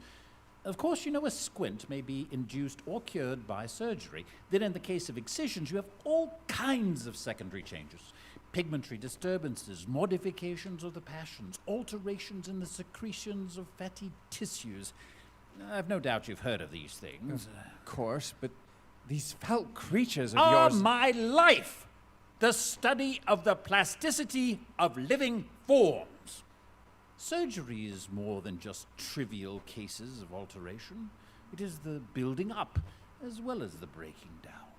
The creatures you have seen are animals, carven and wrought into new shapes. But it is not simply the outward form of an animal I can change. Oh no! The physiology, the chemical rhythm of the creature may also be made to undergo an enduring modification. You see, it is a possible thing to transplant tissue from one part of an animal to another, to alter its chemical reactions and methods of growth, to modify the articulations of its limbs, and indeed to change its most intimate structure. After all, the truly great difference between man and monkey, when you get right down to it, is in the larynx, and I can change that. But why human forms as a model? There seems to be a strange wickedness in that choice. Oh, I might just as well have worked to form sheep into llamas and llamas into sheep. I suppose there is something in the human form that appeals to the artistic turn of mind. But I still do not understand. What is your justification for inflicting all this pain? The only thing that could excuse vivisection to me would be some kind of application. Ah, but there you see is where we differ. You, sir, are a materialist. I am not a materialist. In my view, for it is just this question of pain that parts us. So long as visible or audible pain turns you sick, so long as your own pains drive you, so long as pain underlies your propositions about sin, so long, I tell you, you are an animal, thinking a little less obscurely than an animal does. Pain is such a little thing. How can you say such a thing? Because it is true. I see a demonstration's in order. This is a perfectly ordinary pocket knife. And this is my perfectly ordinary thigh. Watch carefully. Jesus. Pain is such a little thing, Mr. Prendick. The capacity for it is not necessary in the muscle, and it is not placed there. There's no taint of pain in the optic or auditory nerves. Pleasure and pain, what are they but Muhammad's houri in the dark? It is the results that matter, to find out the extreme limit of plasticity in a living shape. But it is an abomination! To this day, I've never troubled about the ethics of the matter. The study of nature makes a man at least as remorseless as nature. I have gone on, not heeding anything but the question I was pursuing, and the material has dripped into the huts yonder. It has been 11 years since we came here, Montgomery and I. I remember the green stillness of the island and the empty ocean about us as though it was yesterday. The place seemed waiting for me. I began with a sheep and killed it after a day and a half with a slip of the scalp. I took another sheep and made a thing of pain and fear. It looked quite human to me when I'd finished with it, but it remembered me, and it still had only the wits of a sheep and was terrified beyond imagination. The more I looked at it, the clumsier it seemed, until at last I put the thing out of its misery. These animals without courage, with a spark of pugnacious energy to face torment, they're no good for man-making. Then I took a gorilla. What is the law? Are we not men? That is the law. Oh, I worked. How I worked. With infinite care and mastering difficulty after difficulty, I made my first man. All the week, night and day, I molded him. By broken bone and sliced skin and suture and graft, I molded him. And in the end, he was a man. Montgomery and I kept working on him, taught him the rudiments of English, counting, even got him to read his alphabet. And when he was ready, he assisted us, and the great work began. Yes. 11 years. And still, there is something in everything I do that defeats me, makes me dissatisfied, challenges me to further effort. Sometimes I rise, sometimes I fall. But always I fall short of the things I dream. The human shape now I can get with ease, but it is the subtle grafting and reshaping one must needs do to the brain that my trouble lies. The intelligence is often oddly low, with unaccountable blank ends, unexpected gaps, cravings, instincts, desires that harm humanity, a strange hidden reservoir of violence that bursts suddenly and inundates the whole being of the creature with anger, hate, or fear. First one animal trait, then another creeps to the surface and stares out at me. But I will conquer yet. Each time I dip a living creature into the bath of burning pain, I say, this time I will burn out all the animal. This time I will make a rational creature of my own. After all, what is 11 years? Man has been 100,000 years in the making. And the people in the huts, what about them? They dread this place, and me. Montgomery looks after him, in his fashion. I believe he rather half likes them. They're odd, complex like everything else alive. There's a kind of upward striving in them, part vanity, part waste sexual emotion, part waste curiosity. It only mocks me. I have some hope for the puma. I've worked hard on her head and brain. Ben, there you have it. Are you in fear of me still? Not in fear. In awe, perhaps, but not in fear. I shall settle for that. You've had 2 eventful days. I should advise some sleep. Good night, Mr. Prendick. Good night, Dr. Moreau. And God have mercy on your soul.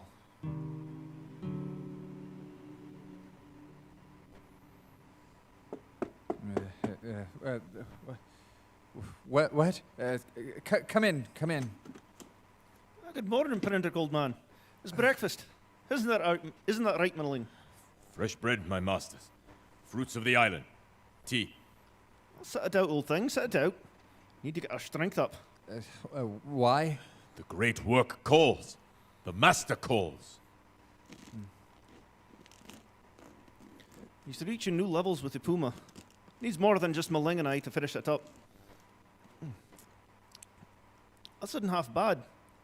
You have to try some. Moreau wants me to help with. She's very strong, and there isn't a lot of time. The others are already gathering outside the enclosure. You really need to eat something. Why?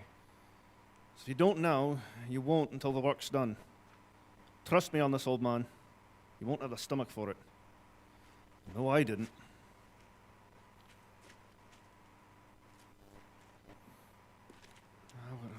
We're running out of time. Eat. Good. Now, there's a ritual to these things. They know when a new one is being created. They gather outside the House of Pain to chant welcome. We're going to have to walk by them. Don't show fear. Don't act like you see them at all. This is the great work. Understand? I understand. Let's get on with it. Ling, it is time. Open the door. As you command, my master. What is his? His is the House of Pain. What Lord, is there are his? so many of them. 64 at last count. Keep walking. His is the hand that What? What is his? Like me, like me. 1, 2, 3, 4, 5. What is his? 5. Like me. 5. Yes, yes. What are we? Big things. What are we? Yes, What yes, are yes. we? Keep walking.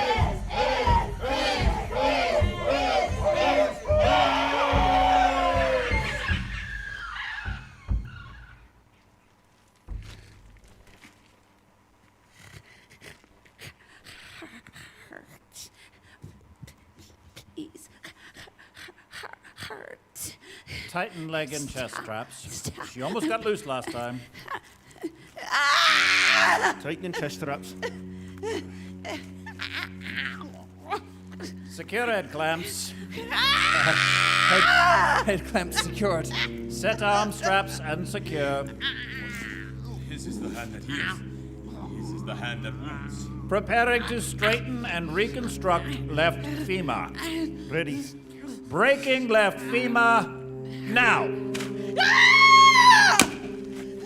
Tighten leg straps. Pull, damn you, pull. Clamp new length down. Reset. Done. Suture it. Breaking right femur. Jesus. Pull, Brendan. Keep the tension till the femur snaps back into shape. Prepare the graft tissues.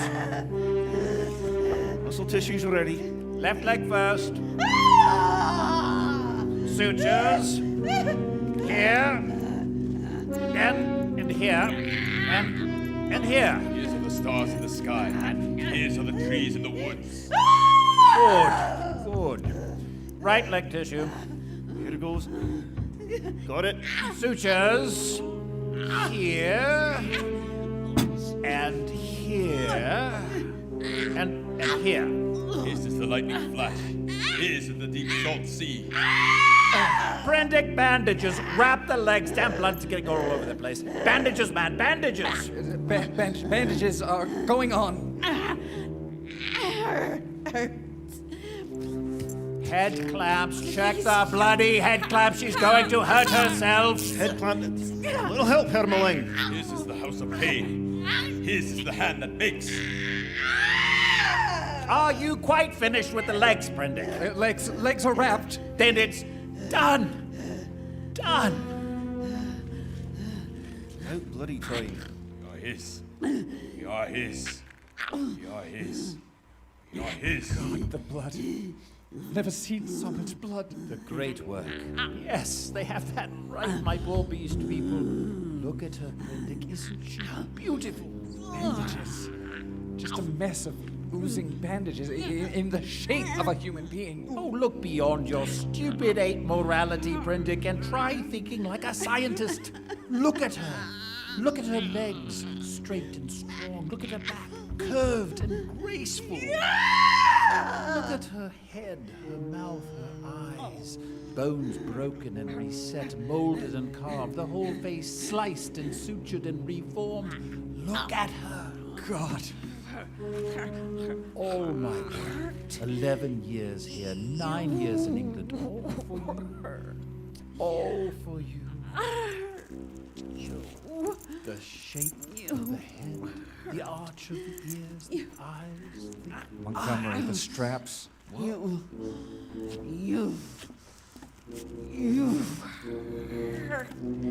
hurt. I am the hand that hurts. I am the hand that heals. Montgomery, the goddamn strap! You! Sweet Jesus! She's ripping them apart! Get off him!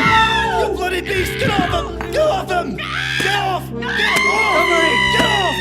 Montgomery! Montgomery, stop it, man! Stop it! You've caved the back of her head in. Stop it! Sweet Jesus. Sweet Jesus. Sweet Jesus. Help me get her off him. Moreau! Moreau! The green stillness, the empty ocean, island, my island, as if it were waiting for me, waiting. No. Oh no. He's dead. He is dead. He is dead. Malang! Dead. Damn you, get back here!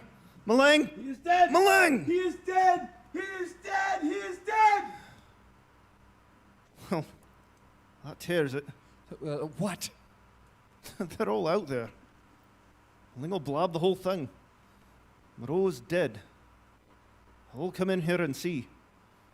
No more master. No more House of Pain. No more us. Right. Right. Roll the puma to the foot of the table. What?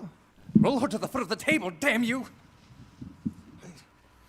Now, help me heft Moreau up on it. You have a plan? Oh, God. I hope so. He is dead. He is dead. I saw. I saw. Steady, steady. He is dead. Who? He is dead. Who says he's dead? Is there a law now? Is it still to be this and that? Is he dead indeed? Is there a law, thou other with a whip? Is there a law now that he is dead? Right, here it goes. Children of the law! Is there a law, thou other with a whip, other from the sea? Is there a law now that Children of the law, he is not dead. Though he lies yonder on his own bed of pain, he is not dead. He is not dead. He is not dead. He has changed his shape. He has changed his body. For a time you will not see him. He is there in the sky where he can watch you. You cannot see him, but he can see you. Fear the law. He is great. He is good. He is not dead. No. No, he's not dead. Not dead at all. No more dead than me. One broke the law. She has died.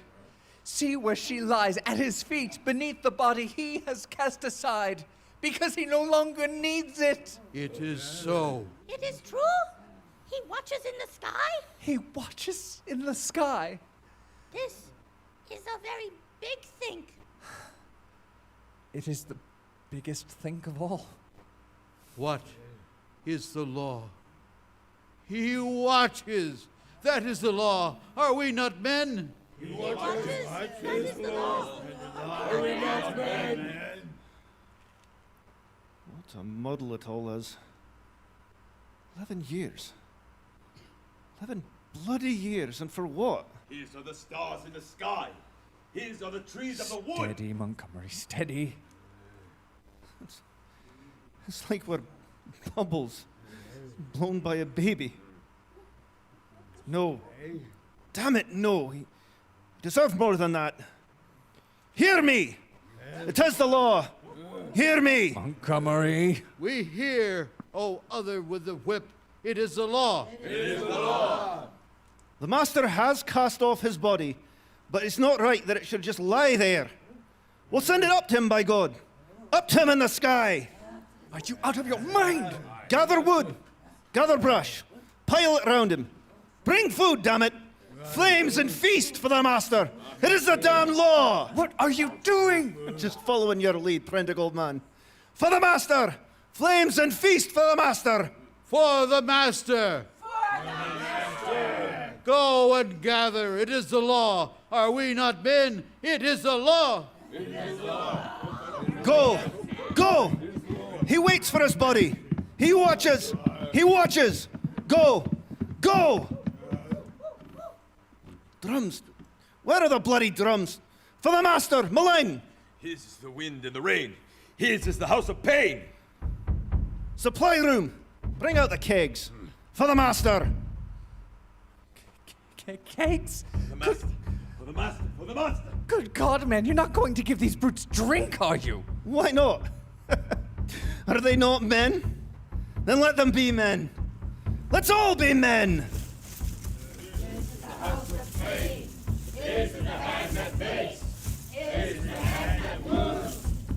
That's it, lads. Hold it in, hold it in. Stack it high. High for the master. The kegs, master. The kegs. Excellent. To the master and his house in the sky. Gather round, you lot. Gather round for the master. Drink. Drink.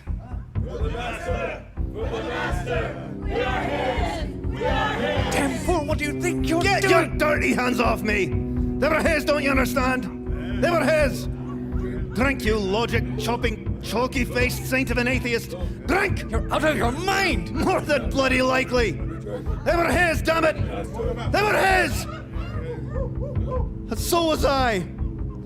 It is night, O other with the whip. Yes. Yes, it is, isn't it? And we will make it day. I can't let you do this. Sorry, old man, but I have to make it day now. And all the making will be Delvin. To the house of pain! Fire and feast for the master! To the house of pain! It is the law! It is the law!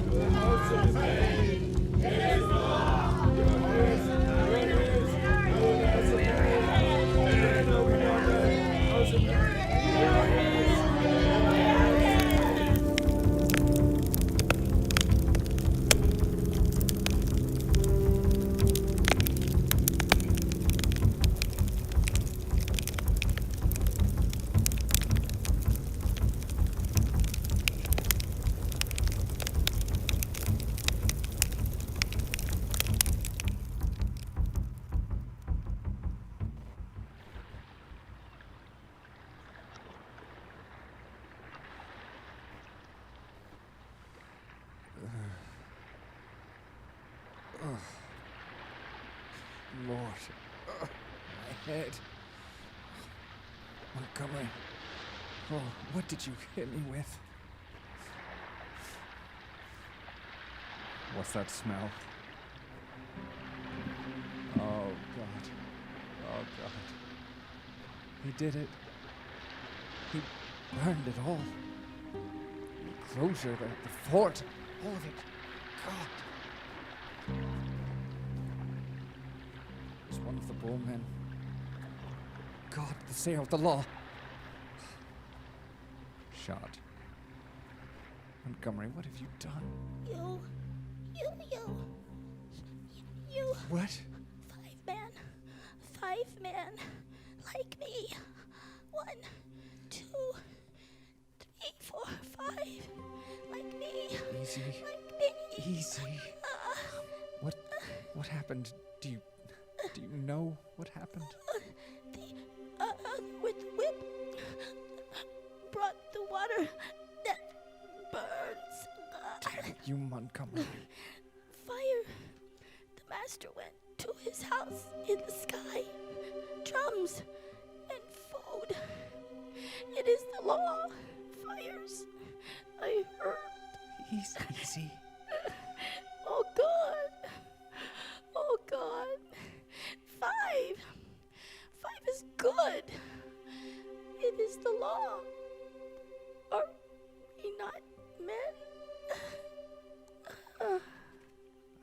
don't know. I don't know. Oh, God. I don't know.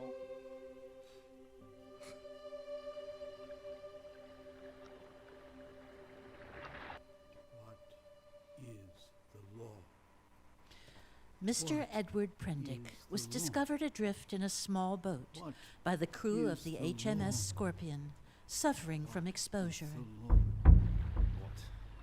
His fantastic comments under medical care were dismissed as the ravings of a man in the last stages of starvation and thirst. What is the law? Thus, HMS Scorpion did not stop at Noble's Isle, which is located at latitude 5 degrees south and longitude 105 degrees east. What is the law? Which Mr. Prendick What insisted is upon the referring to as the island of is Dr. Moreau. What is the law, Mr. Prendick? What is the law? Law. Law. Wow!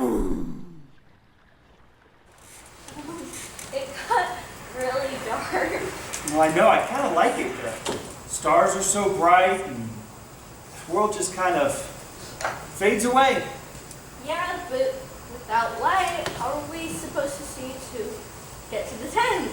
Oh, are you sleeping with us in the tent now? I thought you were going to sleep in the hammock. No, I just wanted to lay in it for a little bit. I'm gonna sleep in the tent. Are you sure? I could have sworn you said that your sister kicks in her Well, sleep. she does, but I'm not gonna make her sleep alone. It's dark and we're outside, and... Carter, are you afraid? No. It's okay to be scared. Here. Does that make it better? I wasn't... What was that?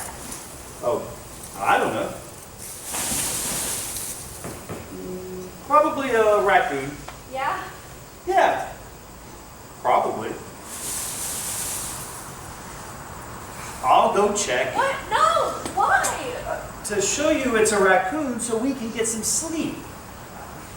I'm only going to be, 5 yards away? Okay.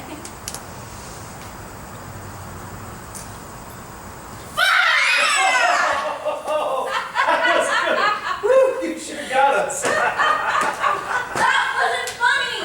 Yes, it was. You said you wanted to be scared. I wasn't scared! Of course you weren't, sweetie. No, don't worry.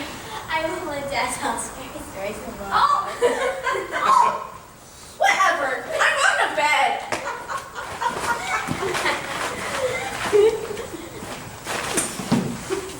Good night. Good night. Love you. Love you too. Don't let the bed bugs bite.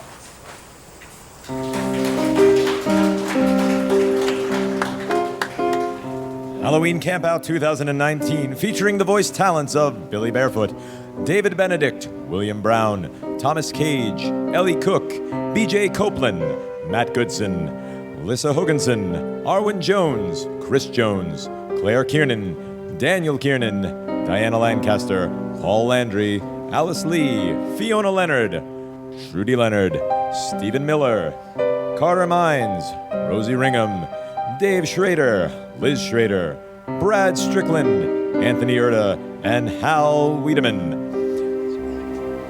Our tech crew tonight featuring the talents of Foley artist Retta Bodine, The Kid Trevor Wynn, and Alice Lee.